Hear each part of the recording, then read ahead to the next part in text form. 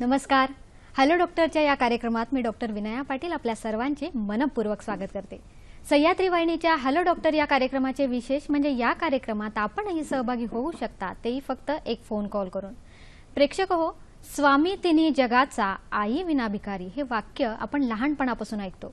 पण मातृत्वाचा अर्थ हा वयपरत्वे आपल्याला कळत असतो, समजत असतो. पण मातृत्वाची व्याख्या तीच राहते, मग तो माणूस असो अथवा प्राणी. आई बाळाच्या या अतूट नात्यात आई पण असं म्हणते की बाळा हो कशी रे उतर आई, तुझ्यामुळे मी झाली आई. खरंच बाळासाठी जीव ओवाळून टाकणारी आई गरोदरपणात आपल्या शरीरातील सर्व सत्व ही बाळाला देत असते. गरोदरपण म्हटलं म्हणजे स्त्रीच्या आरोग्यावर परिणाम होतातच, पण बाळंतपणात जी काळजी घेतली जाते ती खरंच गरोदरपणातही घेतली जाते. त्यामुळे बाळंतपणानंतर होणाऱ्या स्त्रीच्या आरोग्यावर परिणाम हा खरंच सगळ्या घरातल्यासाठी हा फार महत्त्वाचा ठरतो. आणि यासाठीच आज आपण चर्चा करणार आहोत कुठल्या विषयावर, तर बाळंतिणीचे आजार आणि आयुर्वेद. यासाठी आज आपण आमंत्रित केले आपल्या सर्वांच्या सुपरिचयाचे प्रख्यात तज्ञ वैद्य समीर गोविंद जमदग्नी यांना. नमस्कार डॉक्टर. हॅलो डॉक्टर मध्ये तुमचे स्वागत. नमस्कार. वैद्य समीर गोविंद जमदग्नी हे आयुर्वेदाचार्य आणि आयुर्विद्या पारंगत आहेत. गेल्या 30 वर्षापासून पुणे व मुंबई येथे यशस्वी आयुर्वेदीय चिकित्सक म्हणूनही कार्यरत आहेत. श्री विश्ववती आयुर्वेदीय रुग्णालय कोल्हापूर येथे प्रमुख चिकित्सक म्हणून आहेत. Nargis Dutt memorial cancer hospital Barshi येथे प्रमुख चिकित्सक म्हणून कार्यरत आहेत. कॅन्सर, वंध्यत्व, हृदयरोग, गतिमंदत्व, मतिमंदत्व व क्रिटिकल इलनेसेस या आणि इतर आजारांमध्ये विशेष प्रावीण्य आहे.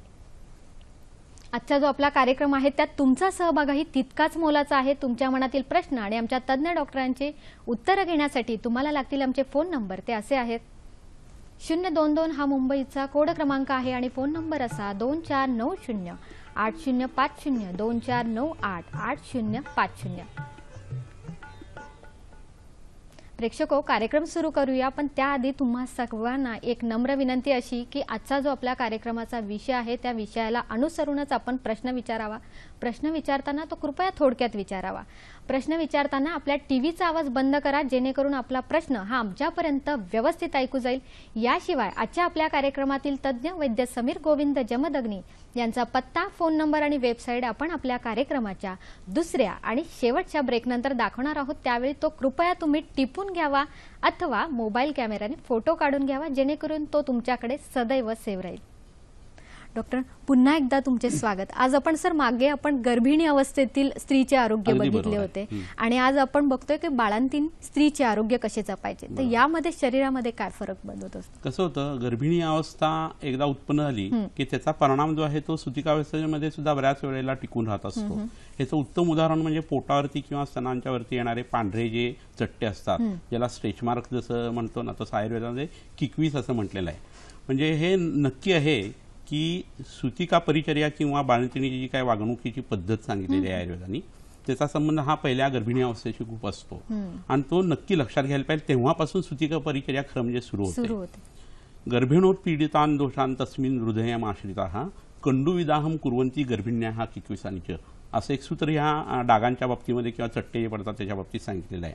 आणि त्याची ट्रीटमेंट त्यावेळेला जर 6व्या महिन्यामध्ये झाली तर मग त्याची जळजळ कमी होते, पोटाचे जे चट्टे आहेत तेही कमी व्हायला लागतात किंवा उत्पन्नच होत नाही. आणि किती अतिशय छोट्याशा गोष्टीतून ते आपल्याला करता येतं. नवनीतम हितम तत्र कोलांबू मधुर औषधेही, असं एक सूत्र सांगितलेलं आहे. आणि फक्त लोणी जे आहेत ते आणि बोराचं पाणी त्या ठिकाणी लावणं, करवीर किंवा कण्हेरीचं तेल तिथे लावणं, असे जरी उपचार त्यावेळेस केले ना तरी सुतिकावस्थेमध्ये हे पोटाचं प्रकरण जे आहे सौंदर्याच्या हिशोबाने स्त्रिया ज्याच्याकडे बघतात ते उत्तम पद्धतीने सॉल्व्ह करता येत असतं. म्हणजे सुतिका परिचर्येचा विचार करत असताना खरं म्हणजे प्लासेंडा किंवा अपरा जी आहे ती पडल्यानंतर साधारण 6 आठवड्यापर्यंतचा काळ जो आहे ना तो आधुनिक शास्त्रांनी सुतिका अशा पद्धतीने धरलेला आहे. गर्भिणी अवस्थेपासून सुरू व्हायला पाहिजे आणि म्हणून आयुर्वेदामध्ये वेगवेगळ्या परिचर्या सांगितलेल्या आहेत. परिचर्या म्हणजे अशी गोष्ट की ज्याचा शरीर आणि मनाच्या आरोग्यावरती परिणाम होतो आणि म्हणून सगळ्या घटकांना तो एकाच पद्धतीने लागू होण्यासाठी म्हणून पूर्वीच्या ऋषीमुनीने हे सगळं सांगून ठेवलेलं आहे.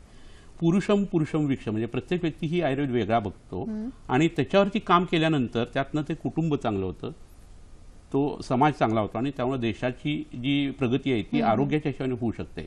असं जे प्रकरण आहे ते परिचर्येमध्ये घातलेलं आहे. म्हणून आयुर्वेदामध्ये दिनचर्या, ऋतुचर्या, रात्रीचर्या अशा परिचर्या सांगितलेल्या आहेत. बाळंतिणीची परिचर्या केल्यानंतर त्याचा परिणाम हा बाळावरती येणार आहे, आईवरती येणार आहे आणि त्या संपूर्ण समग्र कुटुंबावरती सुद्धा येणार आहे. ह्या हिशोबाने हा विषय जो आहे ना तो बघणं गरजेचं आहे.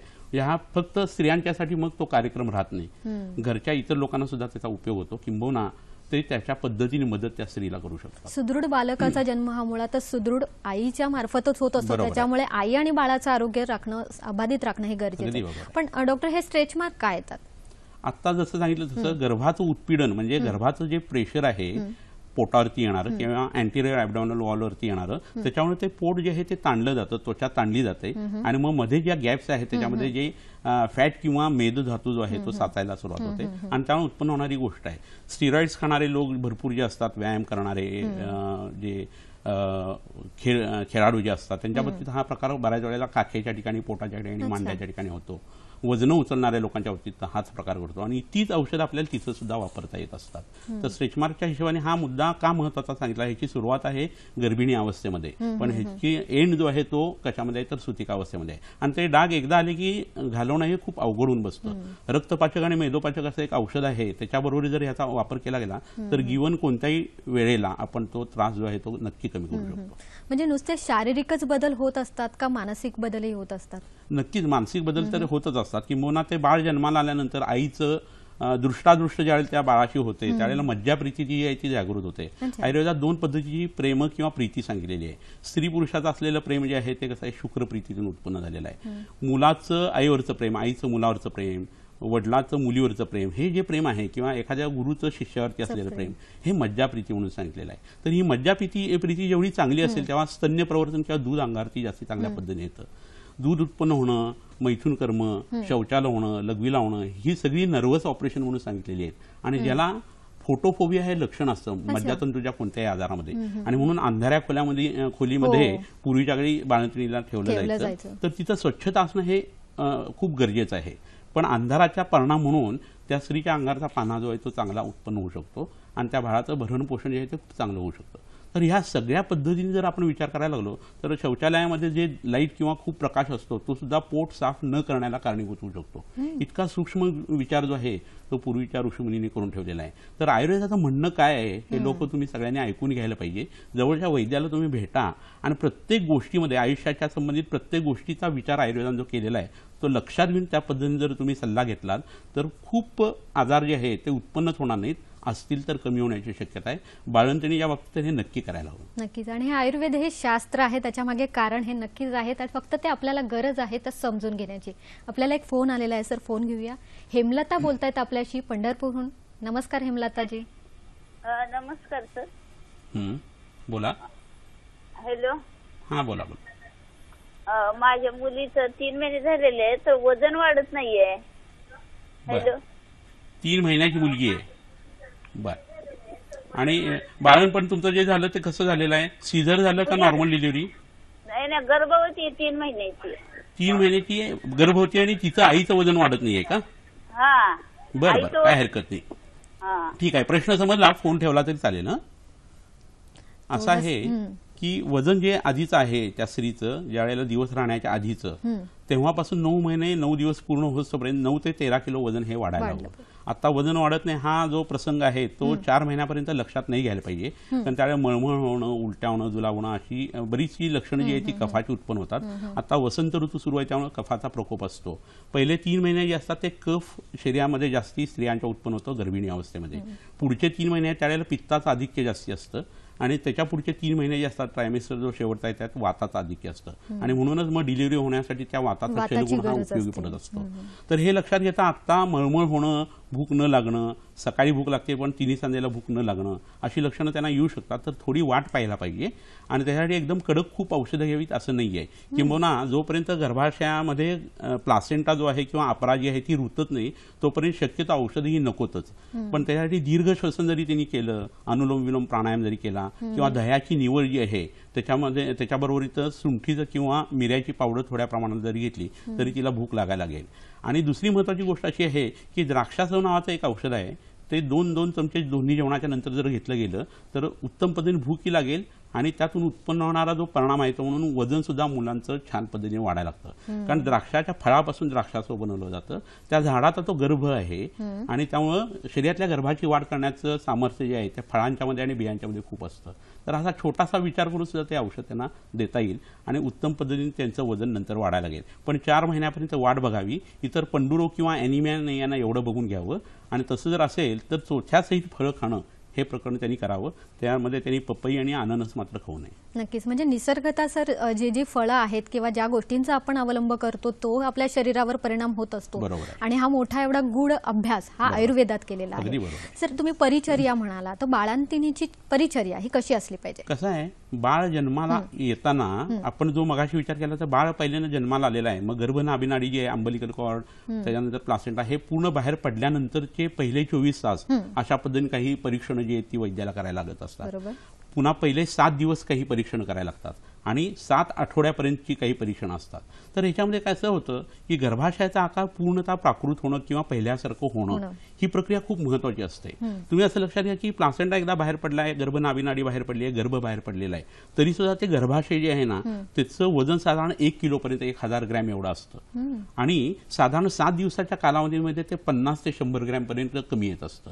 म्हणजे ही जी प्रक्रिया जी आहे गर्भाच्या अवस्थेतली गर्भाशयाची जी परिस्थिती आहे ती पूर्ण नॉर्मल येण्यासाठीचा जो काळ आहे तो एकंदरीत 6 ते 7 आठवड्याचा असा धरला गेलेला आहे. आता हे होत असताना काय होतं, शरीरातले हार्मोनल बदल आधुनिक शास्त्र जसं म्हणतं तसं किंवा आयुर्वेदाच्या हिशोबाने दोष धातू मलांचं जे काम आहे ते उत्तम पद्धतीने होणं, शौचालय व्यवस्थित होणं, लघवीला व्यवस्थित होणं, आतड्यावरती एवढं प्रेशर इतके दिवस असतं की नंतर आतडी जी आहे ती व्यवस्थितरित्या काम करू शकत नाही. त्यामुळे मलास्तंभाची तक्रार येऊ शकते आणि मनुका खून सुद्धा ती तक्रार जाऊ शकते. ब्लॅडरवरती किंवा मूत्राशयावरती दाब आलेला असतो तो आता निघालेला असतो, तर आतमध्ये ब्लॅडरमध्ये काही घटना घडू शकतात आणि सूज येऊ शकते.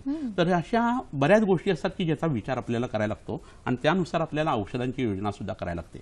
हे घडत असताना आयुर्वेदाने असं सांगितलेलं आहे की आपल्या जठरामध्ये म्हणजे आमाशयाला आम्ही म्हणतो तिथं आहारसाचे 2 भाग तयार होतात आणि त्याचा एक जो भाग आहे तो रक्तधातू तयार करण्यासाठी उपयोगी पडतो आणि दुसरा गर्भाशयाकडे खाली येत असतो.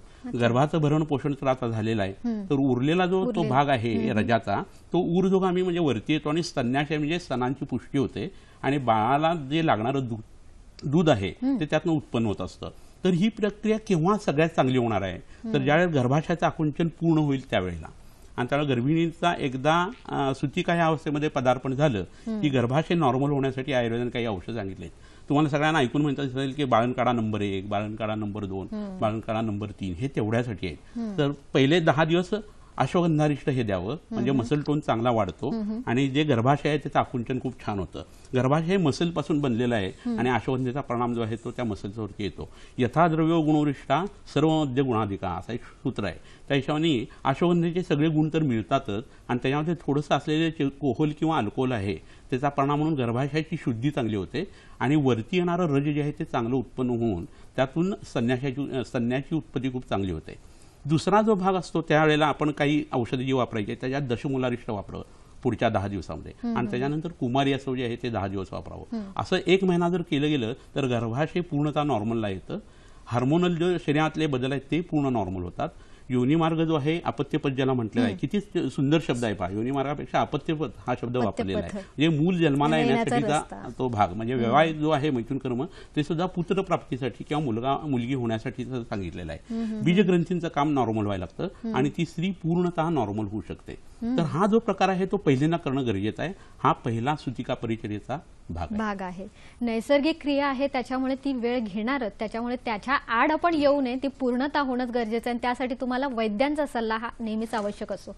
आपल्याला एक फोन आलेला आहे सर, फोन घेऊया. मेनका बोलतायत आपल्याशी अहमदनगर इथून. नमस्कार मेनकाजी.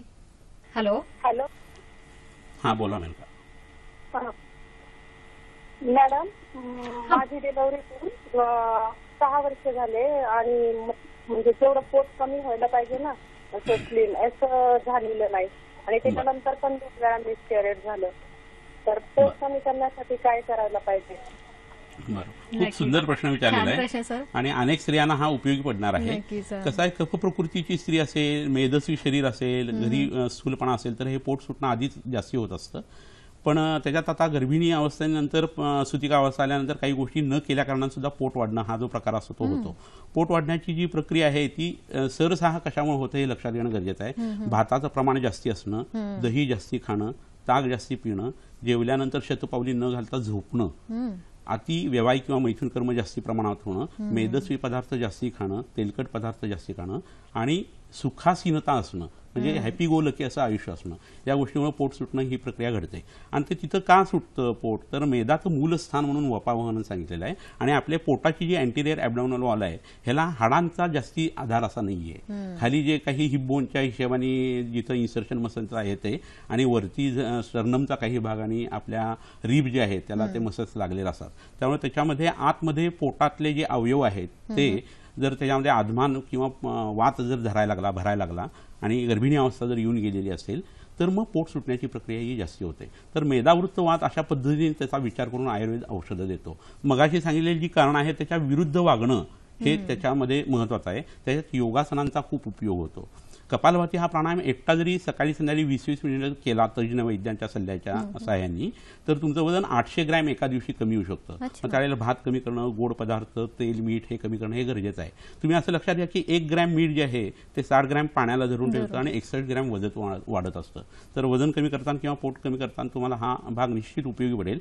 आणि मीठ जास्ती आधी गेलेलं आहे त्यासाठी तुम्ही हिरड्याची पावडर रात्री जर घेतली तर तुमचं पोट कमी यायला काही हरकत नाही. त्याच्याबरोबर उठा बशा ज्या आहेत त्या व्यवस्थितरित्या काढायला पाहिजेत. वय लक्षात घेऊन 35च्या पुढे जर वय असेल तर पोटामध्ये कॅल्शियमयुक्त पदार्थ जे प्रवाळ पंचामृत सारखे आहेत ते घ्यायला पाहिजेत. आणि पुननवादी बस्ती म्हणून एक बस्ती आहे अहमदनगरला, खूप चांगले मोठे वैद्य आहेत, त्यांचा सल्ला तुम्ही घ्या आणि ते बस्ती जे आहे ते करून घ्या.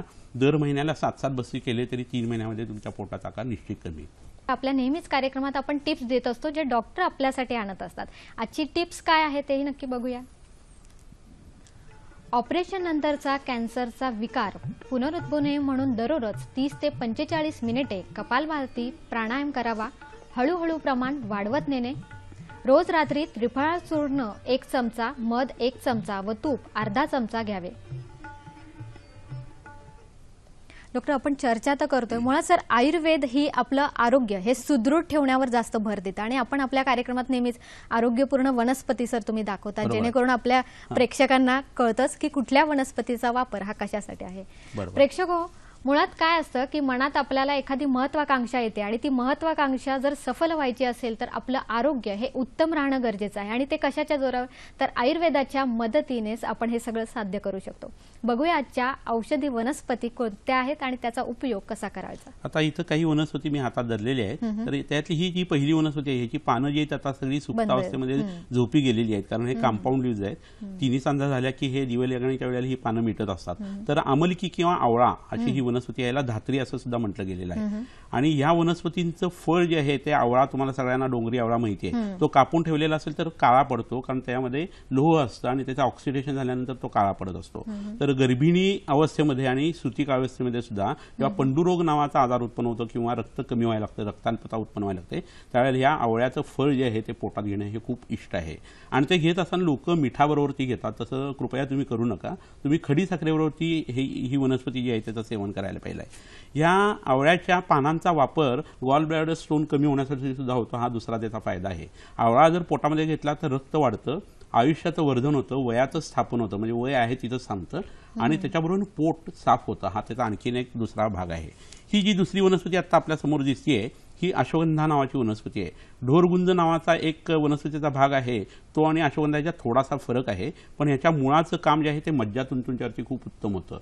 आणि गर्भाशयाच्या संकोचनासाठी किंवा आकुंचनासाठी या वनस्पतीचं आयुष्य जर वापरलं गेलं तर मज्जातंतूचा क्षोभ सुद्धा कमी होतो आणि अशक्तपणा जो आलेला आहे काळाजून किंवा लेबर पेन्समुळे आलेला तो सुद्धा ह्याने उत्तम पद्धतीने कमी होतो.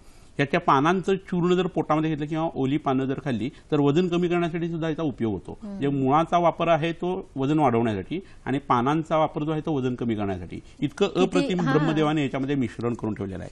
तर ही अशी दुसरी वनस्पती झाली. तिसरी वनस्पती ही जी दिसतीये ही कोरफड, कुवारकांड असं मराठीमध्ये याला म्हणतात. कुमारी असायला अप्रतिम नाव आहे.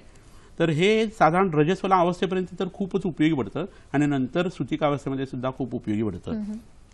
अष्टवर्षात भवेत गौरी नववर्षात रोहिणी दशवर्षात भवेत कन्या अत ऊर्ध्व रजस्वला असं म्हटलेलं आहे. तर ह्या चारी अवस्था ज्या स्त्री जीवनातल्या आहेत रजस्वला अवस्थेपर्यंत, तोपर्यंत ही वनस्पती प्रत्येक गर्भाशयाच्या आजारासाठी आणि बीजग्रंथींच्या आजारासाठी आणि स्तन्याशयासाठी वापरण्याची पद्धत आहे. म्हणून हिला कुमारी हे एक सार्थ नाव दिलेलं आहे. ह्याच्याबरोबर ही जी दुसरी वनस्पती आहे ही कृष्ण सारिवा नावाची वनस्पती आहे. काळी अनंता ज्याला म्हणतात ती ही वनस्पती आहे. आणि ह्याला शिंगांसारखी, मेंढ्याच्या शिंगांसारखी 2 फळं लागतात आणि त्यामध्ये आत कापूस किंवा म्हाताऱ्या असतात. तर ह्याचं मूळ जे आहे ते काळी सारिवा म्हणून वापरलं जातं. तर ह्याचा वापर हा गर्भिणी अवस्थेत जर केला गेला तर गर्भाचा वर्ण जो आहे तो सुधारतो. आईचं रक्त जे आहे ते सुद्धा उत्तम पद्धतीने चांगलं वाढायला लागतं. पित्त प्रकृती असेल तर दाह, तृष्णा वगैरे हे आजारही उत्पन्न होत नाही. आणि ज्यावेळेला ती बाळाला जन्म देते त्यावेळेला गर्भाशयातनं उत्पन्न होणारे जे स्राव असतात पहिल्या 7 दिवसांमध्ये, त्याच्यामध्ये ते स्राव जर पूर्णतः बाहेर पडले नाहीत तर मक्कल नावाचा एक आजार उत्पन्न होतो. सुतिका मक्कल असं त्याला म्हटलं जातं. आणि त्याच्यामध्ये गर्भाशयातलं आतलं आवरण जे आहे ते दुष्ट होऊ शकतं, खराब होऊ शकतं. आणि त्याच्यामध्ये सेप्टिसिमिया किंवा पायमियासारखी लक्षणं येऊन हाय डिग्री फीवर खूप वेळा येतो. तर अशा वेळी ही वनस्पती किंवा अनंता सारिवा जी आहे त्याचा फांट किंवा गरम पाण्यामध्ये ती वनस्पती टाकून नंतर ते पाणी कोळून गाळून घेण्याची पद्धत आहे. तर ह्याने पित्ताची लक्षणंही कमी येतात. उत्तम पद्धतीने गर्भाशयातला स्राव आहे तो बाहेर पडून जातो आणि त्या स्त्रीची तब्येत जी आहे ती उत्तम पद्धतीने सुधारते. नक्कीच. वनस्पतीशास्त्र म्हणण्यापेक्षा आयुर्वेदात ती विद्या आहे की वनस्पतीमध्ये कुठल्या गोष्टी या खरंच उपयुक्त आहे आणि त्याचाच आपण वापर करत असतो आयुर्वेदाशास्त्रामध्ये. सर, आपल्याला एक फोन आलेला आहे. यमुना बोलतायत आपल्याशी हिंगोलीहून. नमस्कार यमुनाजी. हॅलो. हॅलो. हां बोला. हॅलो. बोला, आपला प्रश्न सलग विचारा. प्रश्न असा आहे मॅडम की 3-4 महिन्याचं बाळ आहे छोटं. तर बाळाची तब्येत सुदृढ राहण्यासाठी आईने जेवणामध्ये कोणत्या पदार्थाचा समावेश करावा? छान प्रश्न आहे तुमचा. आई आणि बाळाची काळजी दोन्ही. बरोबर. आता आपण सुतिकेचा किंवा बाळंतिणीचे आजार म्हणत असताना बाळंतिणी ही जरी बाळाचा जन्म वेगळा झालेला असला आणि आता ते सेपरेट आईपासून झालेलं जरी असलं तरी सुद्धा बाळाचे आजार जे आहे ते सुद्धा सुतिका परिचर्येमध्ये लक्षात घेणे गरजेचं आहे. कारण त्याला दात नसतात, ते आईचं दूधच पिणार आहे आणि त्यामुळं आईच्या प्रकृतीचा परिणाम हा मुलांच्यावरती येतो. त्यामुळे निसंशयपणे बालकांची परिचर्या हा सुद्धा एक सुतिका परिचर्येचा भाग होतो. तर आता वजन कमी असण्याची कारणं जी आहेत ते आपल्या मुलाचं कंपॅरिझन दुसऱ्या मुलांशी कधी करायची नाही ही गोष्ट पहिल्यांदा लक्षात घ्यायला पाहिजे. कारण प्रत्येकाची प्रकृती ही वेगळी असते आणि त्यामुळे काही मुलांना पटकन झटकन बाळसं धरतं, काही जणांना धरत नाही. पित्त वात प्रकृतीचं, वात पित्त प्रकृतीचं बालक असेल, वाताचं बालक असेल, पित्ताचं असेल तर त्यांची तब्येत लवकर भरत नाही. कफ प्रकृतीचं असेल, कफ वाताचं असेल तर ते भरू शकतं. तर पहिल्यांदा आपल्या मुलासाठी योग्य काय हे बघणं गरजेचं आहे. तुम्ही असं लक्षात घ्या की आयुर्वेदामध्ये बॉडी मास इंडेक्स सांगितलेलं नाहीये किंवा हाईट वेट चार्ट सांगितलेलं नाहीये. जेवढी उंची आहे तेवढा त्याचा विस्तार पाहिजे, त्याला आयाम विस्तार असं म्हटलं जातं. आणि ते जर नॉर्मल असेल तर ती व्यक्ती नॉर्मल, थोडीशी स्थूल किंवा कृश तुम्हाला नजरेला दिसत असली तरी. कारण शेवटी आरोग्य जे आहे ना ते कशाशी संबंधित आहे तर त्यासाठी एक खूप उत्तम पद्धतीचं सूत्र आयुर्वेदामध्ये सांगितलेलं आहे. समदोषा हा समाग्निष्ठ समधातू मलक्रिया प्रसन्न आत्मेंद्रिय मनहा स्वस्थित विधी येते. इथं स्वस्थ हा शब्द निरोगी या अर्थाने आहे. आणि शरीरातल्या ह्या सगळ्या गोष्टी नॉर्मल असेल तर ती व्यक्ती थोडी स्थूल किंवा कृश असली तरी बिघडत नाही. तर आता प्रश्न राहिला की त्या मुलाचं वजन कसं वाढेल. तर 3 महिन्याचं ते बालक आहे तर त्याला गाईचं ताजं दूध, आईचं दूध हेच जास्त उपयोगी आहे. पहिली गोष्ट काय की आईचं दूध जे आहे ते व्यवस्थित येते ना हे बघणं गरजेचं आहे आणि ते व्यवस्थितरित्या पाजलं जायला पाहिजे. हे जर झालं आणि तरी सुद्धा दूध कमी पडतंय असं असेल तर स्तन्याभावे पयाच्छागम गव्यम वा तद्गुणम पिबेत असं सांगितलेलं आहे. आईचं दूध मिळालं नाही तर एकदम गाईचं सांगितलेलं नाही आहे. छाग म्हणजे जी शेळी किंवा मेंढी आहे तिचं सांगितलेलं आहे. हे खूप वेगळं आहे. इतर प्रत्येक ठिकाणी गाय गो माता असं करत असतो आणि इथं असं का केलं तर त्याला एक कारण आहे की ही शेळी किंवा मेंढी जी आहे ना तिचं जर लाईफस्टाईल बघितली तर एक वेगळा प्रकार आपल्या लक्षात येतो. अल्पांबुपान व्यायाम कटुचित्ताशने लघु असं त्याचं वर्णन केलेलं आहे. म्हणजे ती खूप व्यायाम करते, पाणी कमी पिते आणि तुरट पदार्थ खूप खाते असा दुधामध्ये परिणाम येतो. त्यामुळे ते दूध हलकं होतं, सुपाच्य होतं आणि मुलाला त्रास न होता त्याचं पोषण चांगलं होतं. तर ह्या पद्धतीने त्यांनी विचार करावा आणि अशी दुधं द्यायला पाहिजेत. पण चिकट पदार्थ त्यात कोणते तरी घालून ते काहीतरी पावडरचं दूध देऊ नये कारण ते पर्युषित म्हणजे शिळं अन्न असं आम्ही धरतो, तसं व्हायला नको. यष्टी आणि काश्मीरी म्हणजे ज्येष्ठमध आणि काश्मीरी फळं ही एकत्र दुधामध्ये शिजून जर त्या आईने घेतली आणि त्यातला काही भाग जर त्या मुलाला दिला तर त्याचं वजन जे आहे ते उत्तम पद्धतीने वाढू शकतं. पौष्टिक लाडू नावाचा एक वाग्भट संहिता जी आहे अष्टांग हृदय नावाचा ग्रंथ, तो जवळच्या वैद्याच्याकडनं जाऊन तुम्ही तो पौष्टिक लाडूची पद्धत लक्षात घ्या आणि ज्यावेळेस त्या मुलाला दात यायला लागतील त्यावेळेस घनपदार्थ पचवण्याची ताकद त्याच्या पोटात येईल, त्यावेळेस ते लाडू द्या, म्हणजे तुमच्या बाळकृष्णाची तब्येत सुधारेल. नक्की सर, नाव पण खूप छान आहे, पौष्टिक लाडू. म्हणजे ते नाव ऐकूनच असं वाटतं की बाळ नक्कीच बाळसं धरेल. आपल्याला सर एक पुढचा फोन आलेला आहे. राम बोलतायत आपल्याशी हिंगोलीहून. नमस्कार राम. हॅलो. Hello madam. बोला. हिंगोली जिल्ह्याहून राम माने बोलतो मी. बोला. हा मॅडम, 1 वर्ष झालेलं आहे म्हणजे मिसेसचा सिझर होऊन. हा ते मॅडम, ते पोटावर ते सुरकुत्या आडवे पट्टे आलेले आहेत, ते पट्टे साफ होण्यासाठी काही उपचार आहे का? बरोबर, छान प्रश्न विचारलाय. हा तर त्याच्याविषयी बोलूया आपण, फोन ठेवला तरी चालेल ना. असा आहे की सीझर झालेला आहे, तर पहिला एक प्रश्न गंमतशीर भाग आहे म्हणून सांगून ठेवतो की सीझर हा प्रकार आपल्या आयुर्वेदात आहे की नाही असं बऱ्याच लोकांना वाटतं. तर आम्ही त्याला वामदेवीय प्रसव असं म्हणतो. शुकमुनी किंवा वामदेव नावाचे ऋषी वगैरे जे हे खूप मोठी दिग्गज मंडळी होऊन गेलेली आहेत आपल्या भारतवर्षामध्ये. तर वामदेव यांना आईच्या पोटात असताना अपत्यपथातून खाली येण्याचा जो मार्ग आहे तो आवडला नाही, त्यांना त्याची किळस आली आणि म्हणून पोटातून जिथून भेद करून ते बाहेर आले ना, त्या ठिकाणी सीझरचं ऑपरेशन आता सुद्धा केलं जातं. त्याचे वेगवेगळे प्रकार नंतर डेव्हलप झालेले आहेत, पण हा जसं डोळ्याचं ऑपरेशन सांगितलेलं आहे त्या पद्धतीत ह्या पद्धतीचं ऑपरेशन जे आहे त्याला आपण वामदेवीय प्रसव असं म्हणतो. म्हणजे सीझर हा प्रकार आयुर्वेदामध्ये सांगितलेला आहे. बस्तीद्वारे विपन्न या कुक्षी प्रस्पंदते यदी असं सांगितलेलं आहे. म्हणजे बस्तीद्वार जे आहे त्याच्या ठिकाणी जर गर्भ अडकून राहिलेला असेल आणि आई गेलेली असेल आणि जर कुक्षी उडतीये असं असेल ना, तर सीझर करण्याचा आदेश जो आहे तो पूर्वीच्या ऋषीमुनींनी देऊन ठेवलेला आहे. हे लक्षात घेऊन त्या पद्धतीने आपण ह्या विषयाकडे बघायला पाहिजे. तर आता पोटाच्या सुटकुत्या ज्या आहेत त्याच्याविषयीचं किंवा त्या डागांचं वर्णन कार्यक्रमाच्या सुरुवातीलाच आपण पाहिलं. तुम्ही जर तो कार्यक्रम पाहिलेला असेल पहिल्यापासून तर तुमच्या हे लक्षात येईल, पण तरी पुन्हा एकदा पुनरुक्तीचा दोष पत्करून तुम्हाला सांगतो की कणेर नावाची जी वनस्पती आहे, पिवळी फुलं येणारी एक कणेर आहे, तिला बिट्टी असं म्हणतो. पांढरी कणेर आहे, लाल कणेर आहे. तर त्या पानांचं किंवा फुलांचं तेल तुम्ही तयार करा. खोबऱ्याच्या तेलात किंवा तिळाच्या तेलात ती फुलं टाकायची आणि ते कढवायचं आणि ते पोटाला त्याचा लेप द्यायचा. बोरं अजून काही मिळतात, हिंगोलीसारख्या कोरड्या प्रांतात ती नक्की मिळतील तुम्हाला. तर त्या बोराने तयार केलेलं जे पाणी आहे, म्हणजे बोरं कुस्करायचे पाण्यामध्ये, त्यात लोणी घालायचं आणि त्याचा लेप जो आहे तो पोटावरती द्यायचा. जीवनीय गण नावाचा गण जो आहे तो जवळच्या वैद्याकडनं तुम्ही आणा आणि पोटामध्ये जीवनीय गण जो आहे तो सकाळी आणि संध्याकाळी 2 वेळेला घ्यायला सुरुवात करा. तर पोटावरच्या ज्या सुरकुत्या आहेत त्या खूप चांगल्या पद्धतीने कमी येतील. पण ह्याच्याबरोबर त्यांचं इतर वैयक्तिक आरोग्य चांगलं राहण्यासाठी आधी वैद्याकडनं तपासणी करून घ्या आणि मग ह्या गोष्टींच्या मागे लागा. प्रेक्षक, मगाशी आपण कॅन्सर होऊ नये म्हणून जी टिप्स बघितली त्याच्याच पुढे आपण अजूनही काही टिप्स बघायच्या आहेत. बघूया त्या टिप्स काय आहेत ते. ऑपरेशन नंतरचा कॅन्सर पुनरुद्भवू नये म्हणून केवन नावाचे आयुर्वेदिक औषध घ्यावे. मोगली एरंड सिद्ध तूप संपूर्ण अंगाला लावावे. आपल्याला एक फोन आलेला आहे, फोनवर बघू काय म्हणतात. राम आहेत आपल्याशी बोलतात. नमस्कार राम. हॅलो. Hello doctor. बोला बोला. माझ्या मिसेसला 2 मुलगे आहेत, मला दोन्ही सिझरिंग. दुसऱ्या सिझरिंगच्या नंतर मिसेसला लघवीचा प्रॉब्लेम झालेला आहे. म्हणजे पाणी पिल्याच्या नंतर तिला थेंब थेंब थेंब थेंब बरोबर म्हणजे ते चालू असतं. ते सगळं सिझरिंग झाल्यावरती झालं. बर, ठीक आहे ठीक आहे, प्रश्न समजला. मी औषध सांगतो, फोन ठेवला तरी चालेल ना. कसं आहे, 2 सीझर झालेले आहेत आणि दोन्ही सीझर झाल्यानंतर मग लघवीचा त्रास सुरू झाला आहे. ड्रिबलिंग मिच्युरेशन असं आताचं लक्षण आहे त्यांचं आणि थेंब थेंब लघवीला होते असं त्यांनी सांगितलेलं आहे.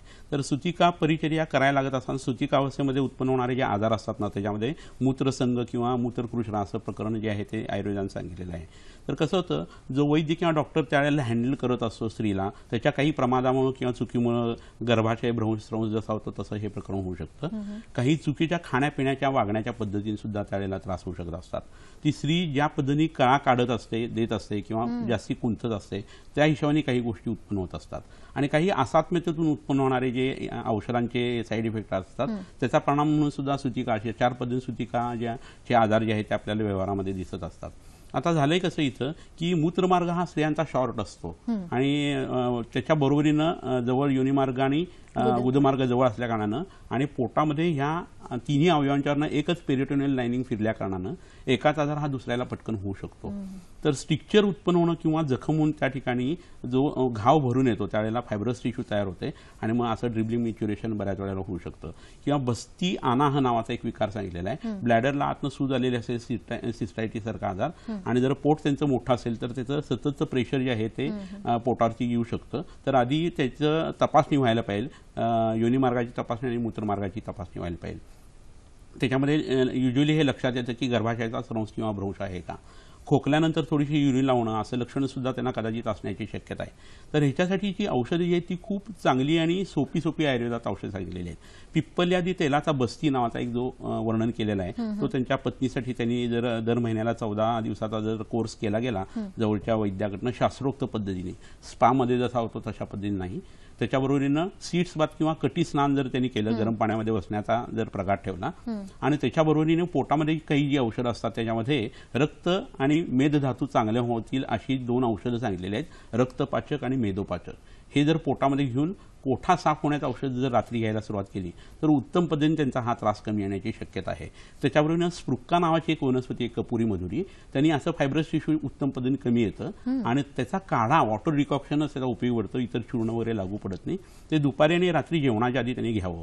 ह्याच्याबरोबर आणखीन एक करता येण्यासारखा प्रकार आहे तो म्हणजे उत्तर बस्ती. जसा शौचाच्या मार्गातून आपण बस्ती देतो तसा योनी मार्गातूनही बस्ती देता येतो, मूत्रमार्गातून देता येतो, आणि म्हणून त्याला उत्तर बस्ती असं म्हटलं गेलेलं आहे. तर पहिल्यांदा गुदमार्गातून एक निर्व बस्ती द्यायचा असतो आणि नंतर तिळाचं तेल आणि ज्येष्ठमध्ये आणि सिद्ध केलेले जे तेल आहे त्याचा जर त्यांचा उत्तर बस्ती झाला मूत्रमार्गातून तर तिथलं स्ट्रिक्चर कमी येईल आणि त्याचा त्रास त्यांचा कमी. नक्कीच डॉक्टरांच्या या उत्तरातून एवढंच कळतं आपल्याला की आयुर्वेदावर आपला दिवसेंदिवस विश्वास हा वाढत चाललेला आहे आणि त्या विश्वासाचं मागे कारण आहे मुळात ते आयुर्वेदीय शास्त्र. आपल्याला एक फोन आलेला आहे, फार लांबून बोलतायत आपल्याशी. प्रिया पवार बोलतायत अरुणाचल प्रदेश इथून. नमस्कार प्रियाजी. हा बोला. हो नमस्कार मॅडम. नमस्कार सर. मी प्रिया पवार बोलते अरुणाचल प्रदेश. बोला ना. हॅलो. हा माझा बोला. प्रश्न असा होता की माझी मुलगी सध्या 2.5 वर्षाची झाली आहे आणि ती अजूनही अंगावर दूध पिते. ती काही दूध सोडायला काय तेव्हा काही उपाय असेल तर सांगू शकता का आपण, कारण मला अशक्तपणा जाणतोय आता. बरोबर ठेवला तरी चालेल फोन. कसं आहे, 9 महिन्याचं मूल झालं की साधारण एस्पेशली मुलं जी ती सुटायला खूप त्रास देतात आणि मुली पटकन तशा त्या मानाने सुटू शकतात. पण इतके दिवस अंगारची पाजणं हेच चुकीचं आहे. त्या मुलाची तब्येत सुधारणार नाही आणि त्या स्त्रीची आईची तब्येत सुधारणार नाही. तर तुम्ही असं लक्षात घ्या की 8व्या महिन्यानंतर हळूहळू दात यायची प्रक्रिया सुरू झाली की दात येतो हे कशासाठी येतो, तर दात हा काही दाखवण्याची गोष्ट नाहीये, ती चावण्यासाठी आहे. कुणाला चावायचं, तर अन्नाला चावायचं. अन्न कसं आहे, घनपदार्थ आहे. म्हणजे पोटामध्ये घनपदार्थ पचवण्याची ताकद आलेल्याचं इंडिकेशन म्हणून निसर्ग दात आणत असतो. असं जर असेल तर दात येत असतानाच त्यांनी हा प्रकार करायला हवा होता. तर मुलांचा हट्टीपणा जो आहे ना तो त्या ठिकाणी खूप त्रासदायक होत असतो. तर ह्याच्यासाठी सारस्वतारिष्ट नावाचं औषध आईनेही घ्यावं आणि त्या बाळालाही द्यायला पाहिजे. मानस मित्रवटक नावाची एक गोळी आहे, ती पाव गोळी म्हणजे साधारण 125 मिलीग्रॅम जर त्या मुलाला जर दिली गेली ना तर त्याचं बुद्धीचं तत्व जे आहे त्याची कक्षा वाढायला लागते आणि आईंनी सांगितलेली गोष्ट त्याला समजायला लागते. 2.5 वर्षाच्या मुलाला ते समजावून सांगणं ही प्रक्रिया सुद्धा होणं तेवढंच गरजेचं आहे. स्वयंसूचना नावाचा जसा प्रकार असतो तसं या लहान मुलांच्या बाबतीत ह्याच्यासाठी खूप उत्तम उपयोगी प्रकार आहे. तो तुम्हाला सांगतो. ते मूल ज्यावेळेला रात्री झोपत असतं त्यावेळेस सुषुप्तीची एक अवस्था असते, जे धड झोप नाही आणि धड जागेपणा नाही.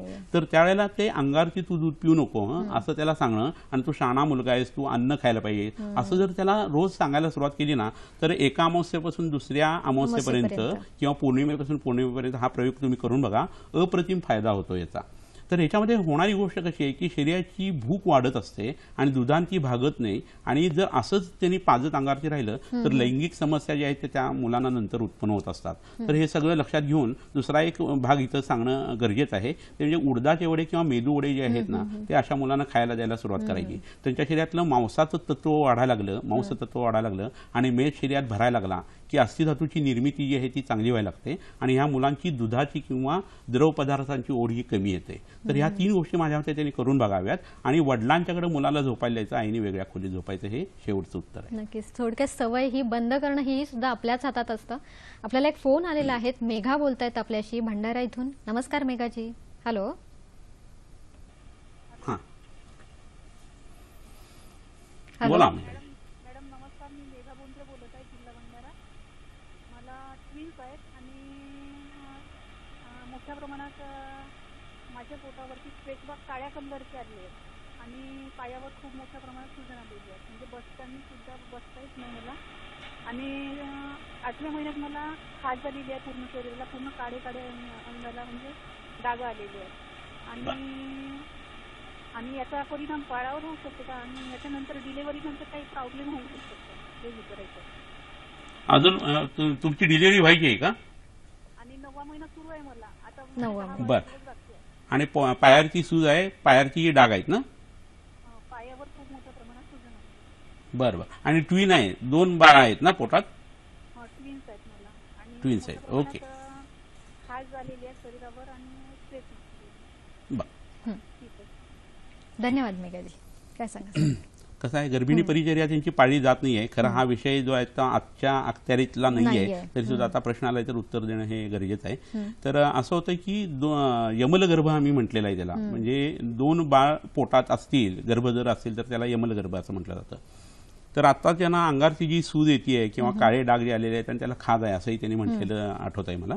तर त्याच्यासाठी उपचार करत असताना आता हे प्रकरण झालंच कशामुळे हे बघणं गरजेचं आहे. 9वा महिना त्यांना फॉर्च्युनेटली सुरू आहे.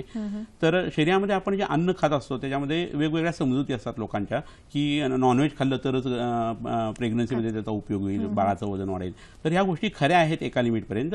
पण त्यावेळेला जे मसाल्याचे पदार्थ आपण त्याच्याबरोबर घालतो त्या मांसाला काही स्वतःची चव नसते आणि वरनं जे ड्रेसिंग केलं जातं त्याचा परिणाम म्हणून रक्तदोष त्यांच्या शरीरात आलेला दिसतो. ह्याच्या बरोबरीनं काय होतं, 6व्या महिन्यापासून पुढं पित्ताची आणि वाताची अवस्था वाढायला लागल्यानंतर रक्तदृष्टी होते आणि त्यावेळेस सुद्धा हे खाज हे लक्षण उत्पन्न होतं. खरं म्हणजे खाज उत्पन्न होणं हे कफाचं लक्षण आहे. गंडू नास्ती विना कफात असं म्हटलेलं आहे. पण पित्तामुळे सुद्धा खाज सुटू शकते मूळव्याधीच्या काही प्रकारामध्ये आणि गर्भिणीच्या या अवस्थेमध्ये.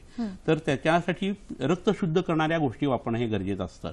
तर आता त्यांनी एकच गोष्ट साधी करावी, ते म्हणजे लघुमंजिष्ठादी किंवा महामंजिष्ठादी काढा नावाचं औषध आहे, ते जेवणानंतर घ्यायला सुरुवात करायला हवी. पायामध्ये व्हेरिकोज व्हेन्स सारख्या जर गाठी उत्पन्न होत असतील तर सूज जास्ती येण्याची ह्या वेळेला शक्यता खूप असते. तर त्यावेळेस तिळाचं तेल जे आहे त्याचं गंडूळ धारण म्हणजे तोंडामध्ये ते 10-10 मिनिटं सकाळी आणि संध्याकाळी असं तुम्ही धरायला सुरुवात करायची. असं जर करायला लागलं तर पायातल्या व्हेरिकोज व्हेन्स या कमी यायला लागतात. पुनर्नवासव नावाचं एक पातळ औषध आहे, ते तुम्ही पोटामध्ये घेऊ शकता. पण हे होत असताना तुमच्या पोटाची सोनोग्राफी म्हणजे गर्भाच्या हिशेबाने हे करून घेणं हे इष्ट आहे. लघवीमध्ये अल्ब्युमिन जात नाही ना हे बघणं गरजेचं आहे. तुमचा रक्तदाब जो आहे तो 120-80च्या पुढे जात नाही ना हे बघणं गरजेचं आहे. आणि ते जर तसं होत असेल, चिडचिड तुमची जास्त होत असेल, सकाळी उठल्यानंतर चेहऱ्याला सूज येत असेल तर तुमचं CBC म्हणजे कम्प्लीट ब्लड चेकअप जो आहे तो करून तुम्ही जवळच्या वैद्याला भेटा आणि त्याचा आयुर्वेदिक सल्ला जो आहे तो तुम्ही घ्या. पण आता सांगितलेली ही औषधं तुम्हाला खूप उपयोगी पडतील. अंगाला बाहेरून लावण्यासाठी हळद आणि कडुनिंब यांचं चूर्ण तुम्ही आंघोळीच्या वेळेला वापरत चला. डॉक्टर, आपली एवढी चर्चा चालू आहे तरी अजूनही परिचर्या कुठली सांभाळली पाहिजे? कसं आहे, बाळ जन्माला आल्यानंतरच्या ज्या 3 गोष्टी मी सांगितल्या, बाळंतकाळा नंबर 1, 2, 3 किंवा ती असं वरिष्ठ सांगितली, त्याच्यानंतर स्नेहपान करायला सांगितलेलं आहे. म्हणजे तुपाचं सेवन शक्यतो करावं आणि त्याची मात्रा किंवा प्रमाण एवढी असायला पाहिजे, त्याला रसी मात्रा असं आयुर्वेदाने म्हटलेलं आहे की त्या दिवसाभरात ते पचून जायला पाहिजे. कारण वाताचं शरीरामध्ये आधिक्य उत्पन्न झाल्यानंतर आलेला जो थकवा आहे तिचा कळा आल्यानंतरचा उत्पन्न झालेला किंवा स्राव जे उत्पन्न होऊन गेलेले आहे शरीरातनं बाहेर पडलेले आहेत, त्याच्यामुळे शरीराला आलेले जो अशक्तपणा आणि मनाला आलेला जो थकवा आहे तो दुरुस्त होण्यासाठी ह्या गोष्टी ज्या आहेत त्या सांगितलेल्या आहेत. त्याच्यानंतर धूपन नावाचा एक प्रकार वेगळा जो आहे तो आयुर्वेदामध्ये सांगितलेला आहे की ज्याच्याविषयी लोकांच्या मनात साशंकता खूप असते. तर बाळणशेप आहेत, बडीशेप आहे, ओवा आहे, ऊद आहे आणि धूप आहे की धुरी करायला सांगितलेली आहे आणि त्या खोलीतनं ती फिरवून नंतर तो धूर ओसरल्यानंतर तिथं त्या स्त्रीने जाणं किंवा बाळानं जाणं हे अपेक्षित आहे. तर या धूपांच्यामुळे वेगवेगळ्या पद्धतीचे जंतू जे आहेत, ज्याला आपण पॅथोजन्स असं आता म्हणतो, ते बॅक्टेरिया आहेत, फंगस आहेत, यीस्ट आहेत, यांचा नाश होतो आणि उत्तम पद्धतीचं आरोग्य प्राप्ती त्याच्यातून होऊ शकते. सिझर झालेल्या स्त्रीला काय कसं होतं की डॉक्टर लोक सांगतात की तुम्ही तेल लावू नका, शेकू नका. पण हा सल्ला देण्याच्या आधी माझी कळकळीची विनंती आहे सगळ्या डॉक्टर लोकांना किंवा आयुर्वेदेतर डॉक्टरांना की आयुर्वेदाचा अभ्यास लक्षात घेऊन त्याची परिभाषा तुम्ही समजून घ्या आणि ते का सांगितलेलं आहे हे लक्षात घेऊन तुम्ही लोकांना सल्ला द्या. कारण आपण वैद्य किंवा डॉक्टर हे देवस्वरूप असतो आणि तुमच्यावरती विश्वास ठेवून लोक वागत असतात. तर 5000 वर्षाची ही परंपरा आहे, ती लक्षात घेऊन तुम्ही ते बघायला पाहिजे आणि जवळच्या वैद्यांच्याकडनं तुम्ही असं का सांगता हा प्रश्न तुम्ही विचारा. उत्तर द्यायला प्रत्येक वैद्य हा बांधील आहे किंवा तो ते देईलच. तर हे करत असताना लेअर टू लेअर व्यवस्थित सुचर झालेलं आहे, पोटाच्या जखमा भरून आलेल्या आहेत आणि आता जर शेकशेगडी केली गेली साधारण 21 दिवस ते 1.5 महिन्याच्या नंतर तर त्याचा परिणाम जो आहे तो खूप चांगला होतो. ते शरीर रिफॉर्म होत असतं स्त्रीचं शरीर, आणि त्याच्यामध्ये वातात आणि पित्ताचा आधिक्य येऊन नंतर उत्पन्न होणारे आजार जे आहे ते 40 नंतर यांचं एजिंग फास्ट होतं असं दिसतं, आणि तेच तेल लावणं, शेकणं अशा पद्धतीने जर परिचर्या ठेवलेली असेल तर उत्तम पद्धतीने त्याला आळा सुद्धा घालता येतो असतो. तर ह्या पद्धतीने त्याचा विचार करणं परिचर्येचा हे महत्वाचं आहे. आपल्याला एक फोन आलेला आहे. स्वाती बोलतायत आपल्याशी लातूर इथून. नमस्कार स्वाती. हॅलो हॅलो, बोला, आपला प्रश्न सलग विचारा. माझं 5 महिने झालं डिलिव्हरी होऊन. बोला. तर मला मूळ व्याधीचा खूप त्रास होत आहे. बर. कोंब आले तसं, म्हणजे शौचालय केल्यानंतर असं रक्त पडते, खूप त्रास होत आहे. बर बर. आणि आमच्या मम्मीचं पण एक विचारायचं होतं. बर. विचारू का? हा विचारा. की आमच्या मम्मीचं ऑपरेशन झालेलं आहे, पिशवी काढलेली आहे. मग ती पिशवी काढल्यानंतर ती पोट असं मोठं असल्यामुळे असं उठाय बसायला त्रास होत आहे. त्याच्यावर काय सांगू शकता? बरं बरं, ठीक आहे. धन्यवाद स्वाती. दोन्ही प्रश्न समजले. आईच्या प्रश्नाचं उत्तर खरं म्हणजे या कार्यक्रमात आपण सविस्तर पद्धतीने दिलेले की पोट सुटलेलं असताना काय करायचं ते, त्यामुळे पुन्हा आपण नको सांगायला तिसऱ्यांदा. पण तुम्हाला जो आता मूळव्याधीचा त्रास होतो आणि त्यातलं रक्त पडतंय ते थांबवण्यासाठी मात्र खूप चांगले इलाज किंवा उपचार आहेत. तर त्यासाठी 3 गोष्टी तुम्ही करा. आंब्याच्या झाडाची साल जी आहे त्याची पावडर करा किंवा गंध उगाळून घ्या, आणि ते लोण्याबरोबर तुम्ही सकाळी संध्याकाळी 2 वेळा घ्यायला सुरुवात करा. तुम्हाला डाळिंब मिळत असतील तर जेवणामध्ये डाळिंब आणि आमसुलाचा समावेश तुम्ही करावा. कच्चे शेंगदाणे आहेत ते रोज रात्री 1 मूठभर खायचे आणि वरती चिंचेचा कोळ जो आहे तो प्यायचा, म्हणजे रक्त पडणं तुमचं थांबेल. दोडका जो असतो तो उगाळून तुम्ही तुमच्या मूळव्याधीच्या कोंबाला लावायला सुरुवात करा की ते श्रिंक व्हायला सुरुवात होतील. आणि आंब्याच्या पानांची धुरी जी आहे ती गुदमार्गाला द्यायची, की सेंटिनल स्किन टॅग असू देत किंवा प्रोलॅप्स असू देत किंवा त्याच्याबरोबर अंग बाहेर येते असं जर असेल तर ते सुद्धा उत्तम पद्धतीने यांनी कमी होऊ शकतं. हे तुम्ही करून बघायला काय हरकत नाही. नक्कीच. डॉक्टर, तुम्हाला असा एक प्रश्न विचारायचा आहे की मुळात ॲबॉर्शन होणं किंवा डीएनसी सांगतात, ह्याच्यानंतर सुद्धा ही परिचर्या पाळणं ही गरजेचं आहे. खूप सुंदर प्रश्न विचारलास विनय तू, कारण हा राहिलेला होता आपला. तर कसं आहे, तुमच्या शरीरामध्ये नवीन शरीराची उत्पत्ती होतीये, असं तुमच्या शरीराचं संक्रमण सुरू झालेलं आहे, आणि ते होत असताना तुमच्या शरीरातल्या अनेक गोष्टी तो गर्भ मागून घेत असतो.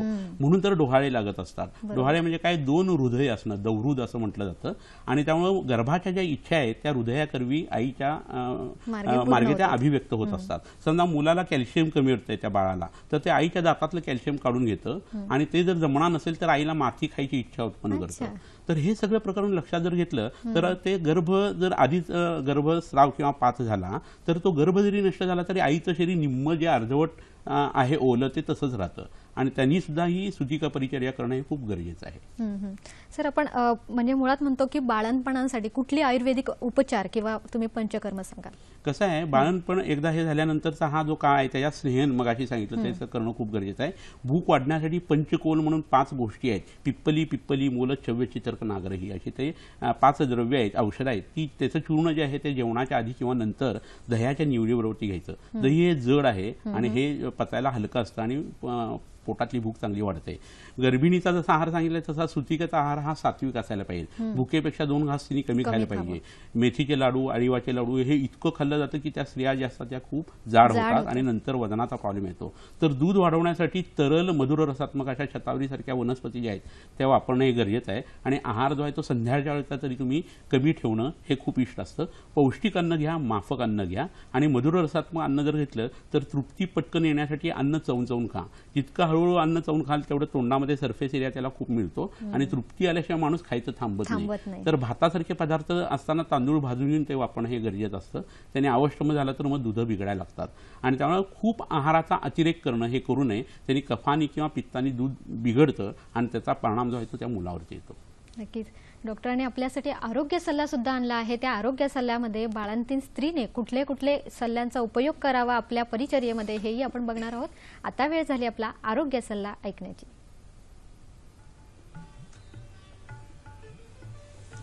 बाळंतीण स्त्रीने प्रसूती झाल्याच्या दिवसापासून 1 महिना दररोज जेवणाआधी 2-2 चमचे दशमूलारिष्ट समभाग गरम पाण्यासह घ्यावे.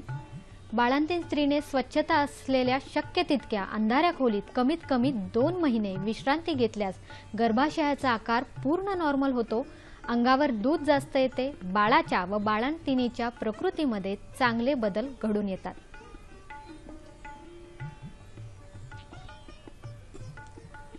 सीझर न झालेल्या स्त्रियांसाठी सुटलेले पोट कमी होण्यासाठी वडाच्या सालीचा लेप पोटावर करावा. कपालभाती प्राणायाम 20 ते 30 मिनिटे सकाळी संध्याकाळी करावा. भात बंद करून तांदळाची पेस्ट दोन्ही वेळेस घ्यावी. तज्ञ वैद्यांच्या सल्ल्याने काश्यप संहितेतील लेहन विधीचा वापर बालकांसाठी करावा. यामुळे बालकाला संसर्गजन्य विकार होत नाहीत, त्यांचा रंग उजळतो, बुद्धीची कक्षा वाढते, मुले हट्टी होत नाहीत. नक्कीच डॉक्टरांचा पत्ताही ज्यांचा कोणाचा लिहायचा राहून गेला असेल त्यांनी लिहून घ्यावा अथवा मोबाईल कॅमेराने तो सेव्ह करून घ्यावा. श्री विश्वामृत आयुर्वेदीय चिकित्सालय व पंचकर्म केंद्र, सिद्धी प्लॅटिनम, पहिला मजला, 1369, सदाशिव पेठ, नातूबाग, बाजीराव रोड, पुणे 411030. दूरध्वनी क्रमांक आहेत 020 हा पुण्याचा कोड क्रमांक आहे आणि लँडलाईन नंबर 24430259 किंवा 262.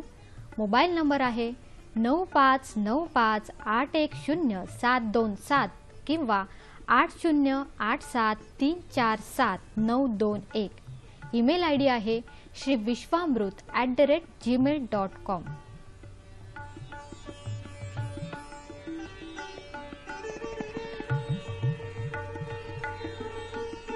आमचा कार्यक्रम तुम्हाला कसा वाटतो, शिवाय तुमचे जे सजेशन आहे त्याचीही आम्ही वाट बघतो. याशिवाय आमच्या कार्यक्रमात जर कोणी डॉक्टर येण्यासाठी उत्सुक असतील त्यांच्यासाठी हा पत्ता. निर्माती हॅलो डॉक्टर, दूरदर्शन केंद्र, पांडुरंग बुतकर मार्ग, Worli, Mumbai 400030. Hello doctor DDK Mumbai@gmail.com. Facebook आहे facebook.com/ddsahyadri.in, youtube.com/user/ddsahyadri. इथेही तुम्ही आमचे कार्यक्रम बघू शकतात. डॉक्टर, आपली खूप चर्चा चालू आहे आणि तरी सुद्धा आपले प्रश्न असे बाकी आहेत. मुळात आहार कसा असावा सर हे सांगा. हे आत्ताच आपण बघितलं की आहाराचं प्रकरण कसं असावं ते. सात्विक शुद्ध आहार असायला पाहिजे, षडरसात्मक आहार असायला पाहिजे आणि बाळाच्या प्रकृतीला अनुलक्षून तो आहार असायला पाहिजे. वैवाहिक जीवनाच्या बाबतीत इथं बोलणं खूप गरजेचं आहे की सुतिकावस्थेमध्ये मैथुन कर्म हे केव्हा सुरू व्हावं आहे.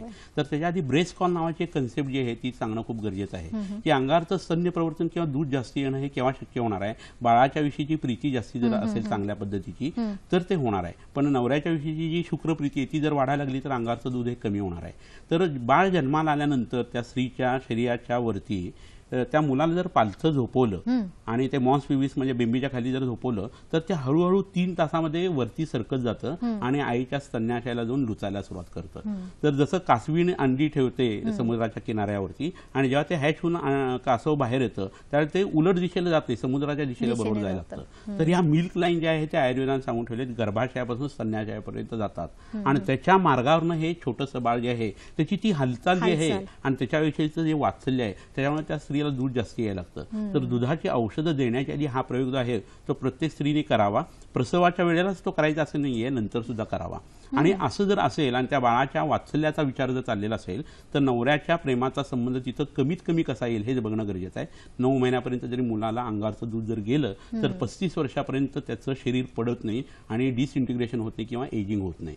तर अंगारचं दूध देण्यासाठी हा प्रयोग तुम्ही करून बघा. आता होतं काय की मैथुन कर्म का सुरू होऊ नये तर मिंदे दिवस राहण्याची शक्यता त्यावेळेला असते. म्हणजे पुन्हा दुसरी पाळी आलेली नसते आणि आतच कन्सेप्शन होऊन जातं आणि दुसरं बाळ जे आहे ते पोटात वाढतं आणि बाहेर एक पुन्हा बाळ. अशा वेळेला पारिगर्भिक नावाचा एक विकार जो आहे तो असं दुष्ट स्तन्य जर पाजलं गेलं तर त्या मुलाला उत्पन्न होऊ शकतं असं आयुर्वेदाने सांगितलेलं आहे.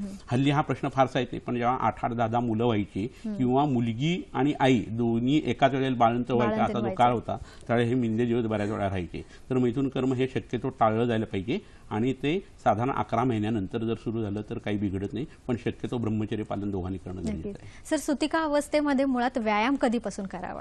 सुतिका अवस्थेत जर सीझर वगैरे झालेलं नसेल ना तर पहिल्या एक 10 ते 15 दिवसाचा कालावधी सोडल्यानंतर फारसा आयास होणार नाही अशा पद्धतीने वागायला आयुर्वेदात सांगितलेलं आहे. त्यामुळे अर्धशक्ती व्यायामापेक्षाही कमी करणं हे गरजेचं आहे आणि तिथं कोष्ठ व्यायाम करणं हे गरजेचं आहे. प्राणायाम करणं, योगासनं करणं आणि काही प्रमाणामध्ये सूर्यनमस्कार हे सुरू करावेत, पण त्याचा अतिरेक करू नये. पण वजन उचलणं, ट्विस्टिंग हे मात्र नको आहे. अगदी सर, थोडक्यात किती वेळ झोप घ्यावी? झोपेचं प्रकरण कसं आहे की शरीरामध्ये खूप वेगवेगळे बदल झालेले असतात आणि झोप ही आयुर्वेद आणि आहार निद्रा ब्रह्मचर्य या पद्धतीमध्ये 6 तासापासून 8 तासापर्यंत झोपावी असं सांगितलेलं आहे. प्रकृतीनुसार बदलू शकतं, ऋतूनुसार हे बदलू शकतं, पण दुपारच्या वेळेला शक्यतो झोपू नये. त्यांनी कफ आणि पित्तानी दूध बिघडतं, आईची तब्येत बिघडते आणि यांची तब्येत, मुलांची तब्येत बिघडते. ग्रीष्म ऋतूमध्ये जागरण झालेलं असताना दुपारच्या वेळेला झोपायला काही हरकत नाही आणि तुम्हाला दुपारी झोपायची सवय असेल तर 7 नसल्या कारण तुम्हाला दुपारी झोपता येतं. नक्कीच. हा कार्यक्रम खूपच छान झालेला आहे. आपल्या सगळ्यांसाठी तो खूपच लाभदायक आहे. कार्यक्रम संपताना मला एवढंच एक आठवते काय कवितेच्या ओळी, बीज अंकुरे अंकुरे ओल्या मातीच्या कुशीत, कसे रुजावे बियाणे माळ राणी खडकात, बीज हवे निगराणी हवे मायेचा पाजर. खरंच जसं या बीजाचं रोप होण्यासाठी या सगळ्यांची गरज असते तसंच बाळंतीण स्त्रीचे आरोग्य सुद्धा अबाधित ठेवणं, त्याच्याकडे लक्ष देणं हेही तितकंच गरजेचं आहे. कारण हे विसरून चालणार नाही, निर्मितीचा एवढा मोठा साक्षात्कार हा होतो हा तिच्यातूनच. नक्कीच डॉक्टर, तुम्ही इथे आलात आणि आमच्या सर्व प्रेक्षकांसाठी इतकी छान माहिती दिली त्यासाठी सह्याद्री वाहिनी आणि दूरदर्शनतर्फे मी आपले आभार मानते. धन्यवाद. नमस्कार.